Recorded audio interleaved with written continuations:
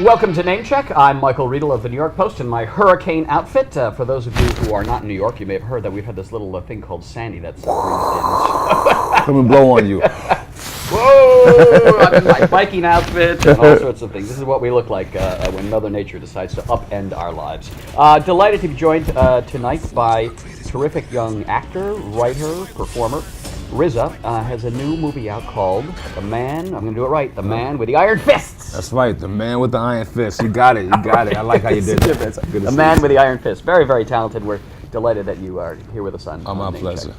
All right, The Man with the Iron Fist is plays upon your love of kung fu movies, correct? Yeah, growing up in this great city of New York, Yep. they had 42nd Street had a lot of grindhouse movies, and we had double features. Absolutely, yeah. And Well, that's a long time ago, and yeah. that 42nd Street is all Disney World. it's all Disney World now. Yeah. And also, I was like a collector from DVDs, VHSs. I just loved the genre. And I worked with Quentin Tarantino on Kill Bill. He allowed me to be a student of his. Right, right. And I just got a chance to really learn the filmmaking process. And after a couple of years, I was like, there's no more kung fu movies, Quentin. You made the last great kung fu movie. That's right, that's right. And I said, I'd like to continue that path. And it's okay, when you're ready. But about 5 years later, I was ready.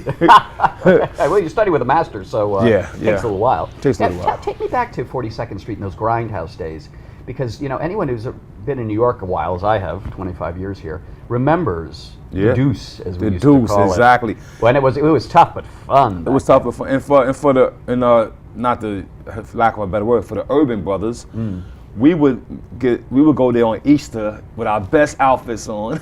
And I lived in Brownsville, so I would ride the 2 or 3 train all the way down to the Deuce. Wow. Get off, walk out, and I'm telling you, for me, It's like actually, Oz. it was Disney World for me, because I was so excited. They had 3 theaters on this side, 3 theaters on that side, all triple feature martial art movies, and we used to go in there, for a couple of bucks and just sit there all day long. You'd watch one martial man. arts. Now, give me a sense, because frankly, to be perfectly candid with you, the only kung fu movies that I know are the old classic Bruce Lee ones. Okay. There've got to be kung fu movies that are really, really good as movies, that have good plot and characters. It's not just, whack 'em. Well, I think Bruce Lee actually started good kung fu movies. That's right. I think he's one of the fathers of making a movie good and then having action in it. But then Shaw Brothers had a great couple, like 5 Deadly Venoms, 36 Chambers of Shaolin, Executioners from Shaolin, or Executioners of Death. These movies, you just take out the kung fu and you got a good movie. You've got a good movie. You've got good plotting, good characters, strong narrative. Exactly. And which is what you're doing with The Man with the Iron Fist. That was my idea here also, is to make sure that we take out all the martial art, we got a good movie. This film, for us though, the difference is that it's not made from an Asian point of view, it's made from an American point of view. And therefore, all those movie beats we need, all those fun things we need, that Tarantino fun that he gives the movies. Right. That pounding score also helps drive the action. We got all that inside this. So now, you're a martial arts expert yourself, are you not? I wouldn't call myself a martial art expert in the sense of physicality of some things that martial artists can do. Right. But I'm an expert in the principles of martial art. I studied the principles for many years, and I applied them to my daily life. So the principles mean kind of the philosophy of it, as opposed to the I whack you on the back of the head. Yeah, you don't want to, you don't want to have to whack nobody. You know what I mean? In self-defense, you do what you got to do. Yeah. But we're not here to should be a theater critic like me. I whack people just for fun. Like, whack them. That's right, with a pen. With a pen, right? Turkey. But a pen is mightier than a sword. That's true. That's true. So give me a sense of those principles of kung fu that you apply to your daily life. Might help me a little bit in my life. Loyalty, brotherhood, self-cultivation. You got to cultivate your own energy, self-awareness. You know what I mean? Discipline, right? Discipline, of course. Conduct yourself in an orderly fashion. Martial art deals with forms. In order to get good at martial arts, you must repeat the form. So the same thing in life. If you have law and order in your life, and you can put your life in that order, you will find that you are in control of your life because you know the patterns of things. That's interesting. The form that you have to follow that way, because I would think as a writer, as an artist, and as a movie maker, there is a form and a discipline you must follow to craft a movie. Definitely, you're right about that. The funny thing is, I've been writing music and writing lyrics for many years, you know, and I've sold millions of records. But when it came time for me to write a screenplay, I did not know the form. Yeah. I wrote a 90-page screenplay, which I was able to. I'm not gonna call it a screenplay. I wrote a 90-page story that I was able to tell my buddies, and they saw the vision that I had. And then me and Eli Roth got together, and he's a good screenplay writer. Yep. And we got together and we formed it into a great structure. Yeah. And when I got that map in my hand, I went to China, and I really felt like I came back with a great piece of art that's really not only from the martial art world, but as a filmmaker, because I watch films all the time. Yeah, I know you're a big fan. I think we got a great piece of film that goes into the catalog of good work, baby. Yeah, Good work. But it's that structure that is really key, and once you crack it, I have a good friend, Scott Rudin, who's a movie producer, and Scott has a theory about making movies. He's made a lot of great movies. He says it's like swimming from a buoy to a buoy, and your buoys are your sort of key points in the structure of the movie, and then you have to swim from one to the other, but you have to get to the other. each buoy, Right. and that's how you move the narrative along. I agree with him on that, but I'm gonna add another spoonful of sugar into that, the Quentin Tarantino way.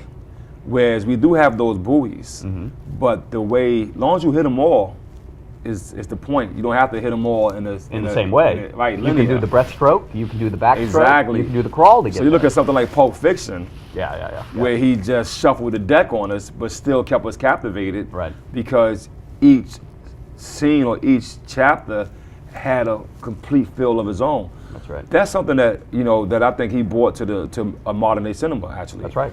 And that's something that I'm a student of. But remember, he also, I think if I'm not mistaken, he was a video clerk, so he studied all the great movies. Exactly. So he had the structure down, let's say, of an old Joseph Mankiewicz movie like All About Eve or something like Right. that. And then within that structure, he turns it upside down and plays with it in his own way. I just watched All About Eve 4 days ago. Oh, that's a fantastic movie. Fantastic. I mean, my favorite character in all the movies, George Sanders, who's the drama critic. Right. And remember, he's there's a great scene in the hotel room with Eve Harrington when she's they're up in New Haven, and he says to her, "So you're going to go on tonight? She's the understudy going on, replacing Betty Davis." And she tells him that she's having the affair with a playwright. Right. He says, "No, you're not." And she opens the door and she says, "Get out of here." And he says, "You're too short for that gesture." You're too short for that Closes gesture. the door Right, on her, yeah, and then yeah. proceeds to whip her into her. submission verbally, Yeah. And you understand when she's fallen on the bed, he leans over and he says, "Understand, you belong to me." Exactly. Now, come on, no violence at all, but is that not one of the most violent scenes you've ever seen? Psychological violence is more powerful sometimes than physical violence. You put that in The Man with the Iron Fists, correct? The psychological manipulation and violence? Oh as yeah, well? we got some of that in there, definitely. Lucy Liu plays a character in this film called Madame Blossom, and she represents the feminine principle of power so well. And the uniqueness about it is that, we always look at power, men, as if it's naturally ours. Right. But she doesn't accept that theory. Right. In real life, nor in the film. I've heard that about her. and but I really appreciated her as an actress and as an artist to be so adamant about this power. Right. Because in the original screenplay, we had it in there, but we ignored it to its full capacity. And she was like, no. And I was like, what you mean? And she would say certain things. I was like, wow. And for me, I was like, well, if you do that, that's going to make your character even more powerful, and that's going to make my film even more better, so let's go for it. That's right. And so we collaborated on some ideas that when you watch the film, man, it really pays off. It's such a great payoff to see how her character goes into an arc and a development of her own intuition into this Madame Blossom thing. It's a beautiful thing to watch. She turns around to the guy and says, "And now you understand, you belong to me." Exactly. So one line she says, "You damage my girls." And she grabs him by the testes. She's like, "I'll damage your boys." That's good. That's worthy of Joseph Mankiewicz, I gotta say. You study the movies well. All right, we got to wrap it up. But since I know you're a big movie buff, for those for people watching here, can you give me 2 movies that you would recommend people should see, sort of in the canon of the great movies that they may not be so obvious? Well, you got to see 36 Chambers of Shaolin. You got to see The Good, the Bad, the Ugly. I'm quite sure that's a modern classic. and I'll give you one called The Five Deadly Venoms. But I'm gonna ask Five Deadly The Venoms? Five Deadly Venoms. This is directed by a guy named Chang Che. It's a great film. I don't know that. Is it a kung fu movie? It's a kung fu movie with a great mystery, great twist, great plot of characters. The Five Deadly Venoms. You will love this one. But I'm gonna say one that inspired this film that people are not gonna believe. The Last Emperor. Ah, yeah. Which you thought was you told me, you thought it was a kung fu movie. I thought it was when a you were kung fu kid. movie and I saw it and I kept watching for the fight and no fight happened and I was teed off. And I told Eli this story, right? And we get to China and we got this big set that's actually a scale-to-scale measurement of the Forbidden City. Wow. Down to the last detail. Wow. And we're shooting this big scene and Eli goes, "Oh, now you're getting revenge on Bertolucci. You're making The Last Emperor into a kung fu movie." I was like, You that's got it.